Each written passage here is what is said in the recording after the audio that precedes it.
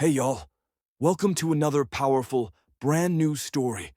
I really hope you love it, and if you do, make sure to join the fam by hitting that subscribe button and dropping a comment to let us know where you're watching from. Let's dive in. It was the first snow of December in Manhattan, and the streets were blanketed in white. Children ran with mittens and scarves, while tourists took selfies in Central Park. But not everyone was filled with cheer. On a wooden bench near 68th and 5th Avenues sat a little girl, no older than 9. Her cheeks were pink with cold, her clothes mismatched and thin. In her arms, clutched to her chest like treasure, was a small, battered cardboard box sealed with twine. Her name was Emily Carter. People passed her by, well-dressed men and women too busy to notice. Some threw her a glance. Others just quickened their pace. But Emily didn't beg. She didn't cry. She just sat silently, her wide hazel eyes searching each face that passed as though waiting for someone. Across the street, Landon Hayes, a 27-year-old tech billionaire and CEO of Skycore Innovations, was leaving a charity gala. His tailored coat and leather gloves didn't hide the fatigue in his eyes. Landon had it all. Money, fame, influence. But not happiness. Not anymore. Not since the accident last year that took his little sister, Maggie. He stood at the curb, waiting for his driver, when he spotted the girl on the bench. Something about her, maybe it was the way she clutched the box like it contained her soul, stirred something deep inside him. He crossed the street. Emily looked up as the man approached. She didn't flinch or back away. "Hi," Landon said, crouching beside her. "Are you okay?" She nodded slowly. "I'm waiting." "For who?" She looked down at her box. "Someone who looks like you." He raised an eyebrow. "Like me? You're sad, even though you smile." That caught him off guard. He chuckled softly. "You're very observant." "I used to be happy," she said, still looking at the box. "But life is like snow, it melts fast." Landon sat beside her. "What's in the box?" Her fingers tightened around it. "It's everything I have. And everything I had." He stayed silent. Then, slowly, she pushed the box toward him. "I want you to have it." He blinked. "Why me?" "Because you look like you need it more." Landon hesitated. "Are you sure?" Emily nodded. "But you have to read what's inside. All of it." He accepted the box gently. It was light. No bigger than a shoebox. But it felt like it carried the weight of a lifetime. "I'm Landon," he said. "I'm Emily. Where are your parents?" She looked away. "Gone." His heart ached. "Emily, where do you sleep at night?" "Sometimes in the shelter, sometimes the park. It depends if they let me in." Landon looked at the box again. "Can I open this now?" "Not here," she whispered. "Not in the cold. Promise you'll read it tonight." "Alone?" He nodded. "I promise." She stood up. "Thank you, Landon."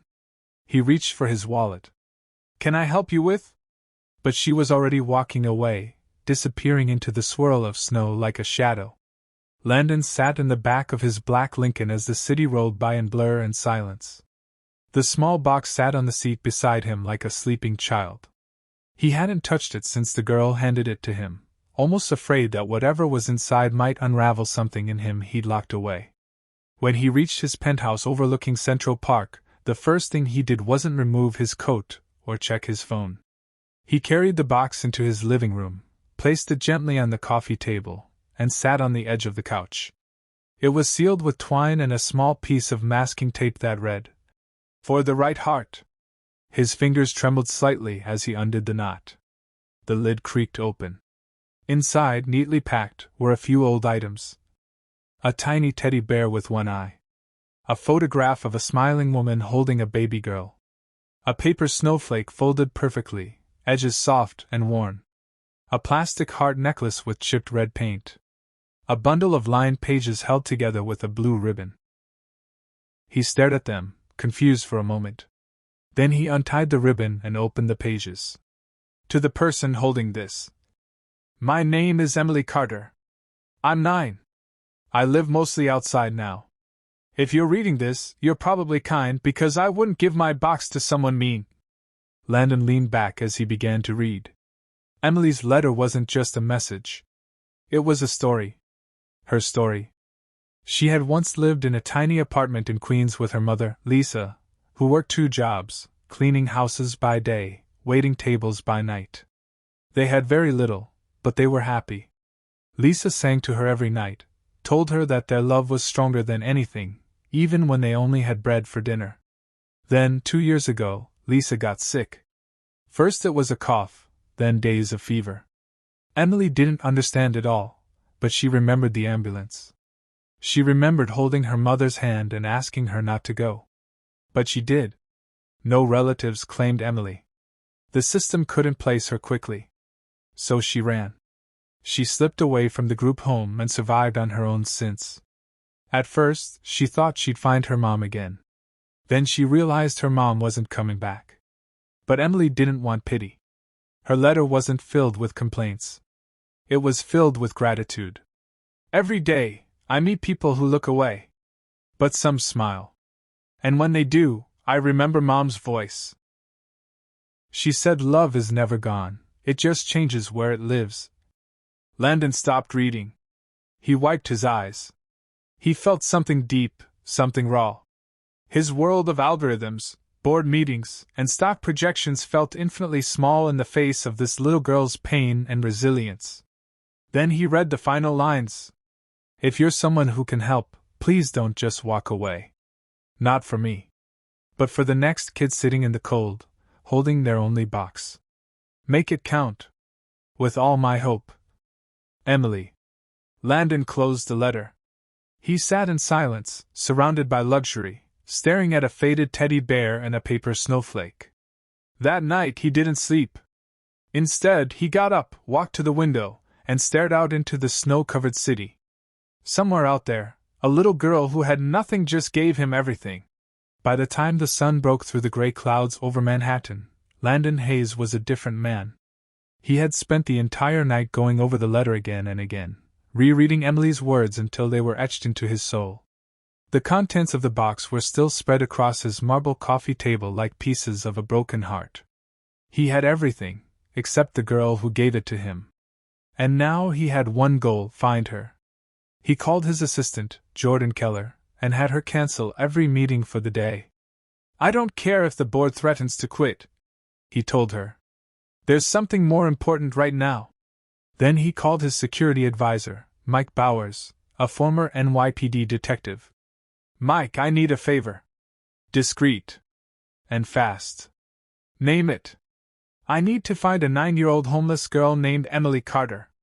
She hangs around the east side of Central Park. I met her last night. She gave me something that changed everything. Got it. I'll start asking around. Landon put on jeans, a hoodie, and a warm coat. No press, no entourage. Just him, and a deep sense of urgency. He returned to the same bench where he had first seen her. Empty. He walked block after block, checking doorways, shelters, parks. He even spoke with a few local vendors and street musicians. Most shook their heads. One old man said, "You talking about that little girl with the box? She sits by the fountain sometimes. Quiet kid." Hours passed. Still nothing. Around noon, Landon visited a youth shelter on East 74th. The director, a woman named Marcia, met him at the front desk. "She's been here before," Marcia said when he showed her the photo from the box. "Sweet girl. Always polite. But she hasn't come by in a few days. We tried to save a spot for her when it's cold out, but we can't force them to stay.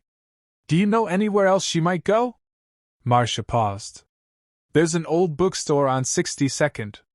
The owner lets the kids warm up sometimes. She might be there." He thanked her and rushed out. The bell above the door jingled as he entered Eliot's Books and Treasures. It smelled of old pages and cinnamon. "Excuse me," Landon asked the elderly man behind the counter. "Has a young girl named Emily come by today?" About 9, small brown hair, carries a box? The man smiled gently.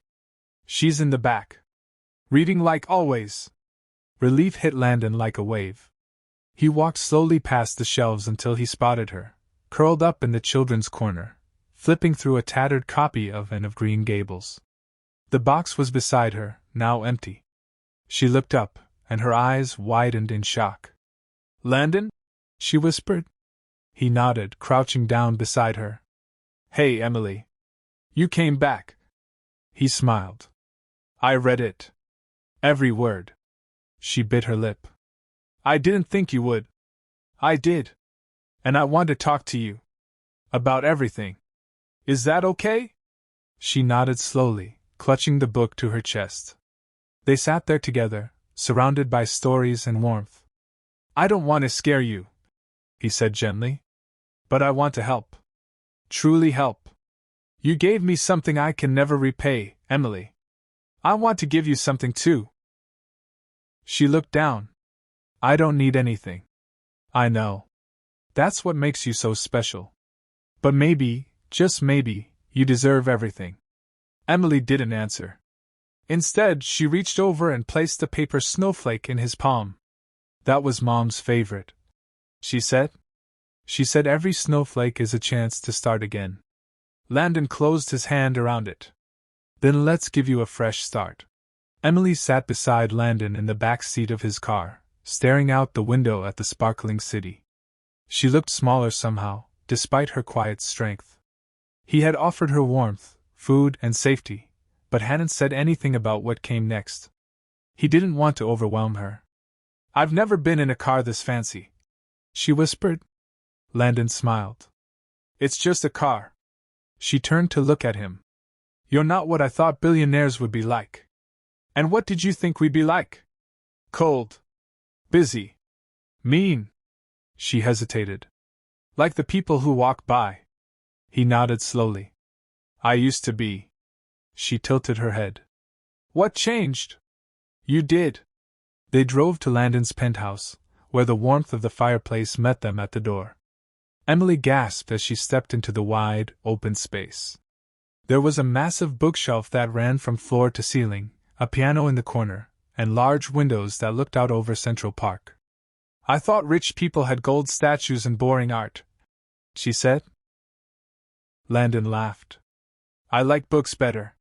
He made her hot chocolate with whipped cream and tiny marshmallows. She held the cup like it was magic. They spent the evening talking. She told him more about her mother, about the places she'd hidden when the nights were too cold. He told her about Maggie, his little sister, how she'd loved dancing in the snow, and used to make paper snowflakes just like Emily's. When she got sleepy, Landon showed her the guest room, decorated in soft blues and whites. She touched the bed and blinked. It's like a cloud. He knelt beside her. This is your room now, Emily. If you want it. She looked up, startled. What do you mean? I mean I want to take care of you. Not just for a night. I want you to have a home. Her lip quivered. But I don't want to be a charity. You're not, he said gently. Your family. She sat frozen for a moment.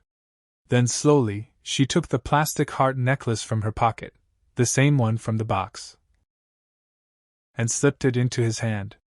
This belonged to Mom, she whispered. If you mean it, you should have it.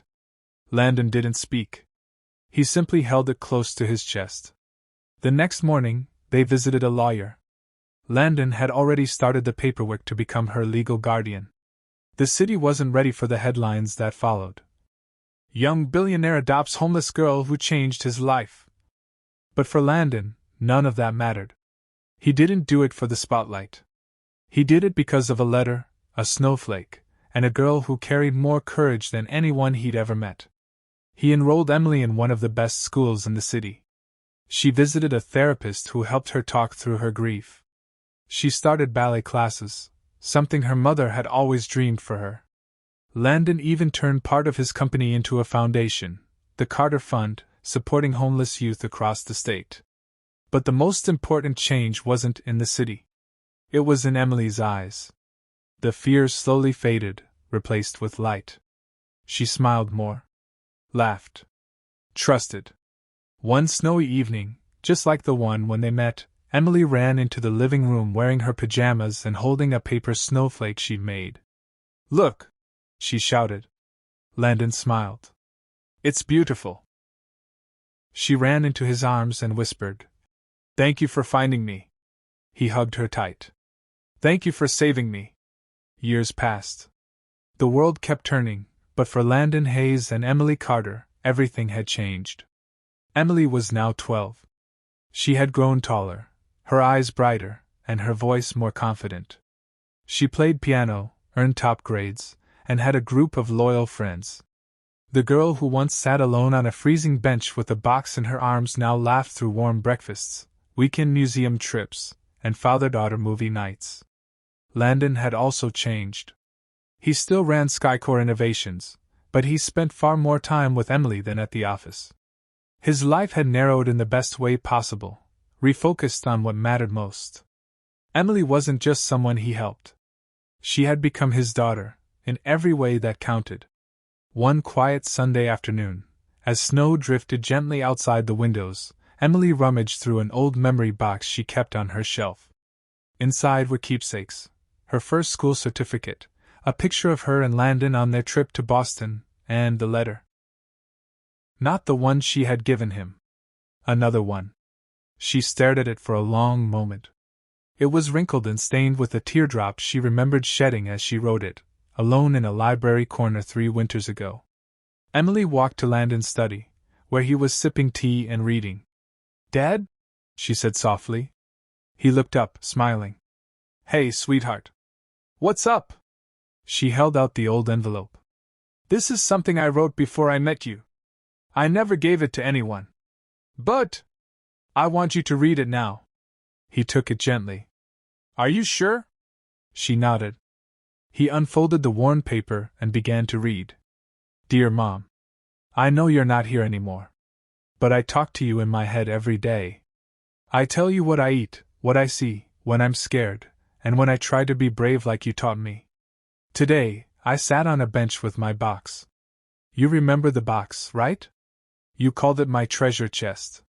I wrapped it in twine, just like you did with our birthday presents, and I waited. I waited for someone to look at me, not through me. I thought maybe you'd send someone. Someone who wouldn't throw money at me and walk away. Someone who'd sit. And listen. And care. I don't know if that will ever happen. But if it does, I'll give them the box. And maybe, just maybe, they'll open it and find you inside it, too. Because you're still here. In the bear. The snowflake. The necklace. And me. I love you. You're Emily." Landon's hands trembled as he folded the letter. His vision was blurred, but he didn't wipe away the tears. He stood and walked to Emily, pulling her into the tightest hug she'd ever felt. "You found me before I ever found you," he whispered. "I just didn't know I was lost." Emily smiled against his chest. "Mom would have liked you." He chuckled. "I hope so." They stood there for a long time, father and daughter, heart and soul, wrapped in warmth, memory, and the kind of love that doesn't need blood to be real. And outside the window, snow fell quietly again. Each flake a new beginning.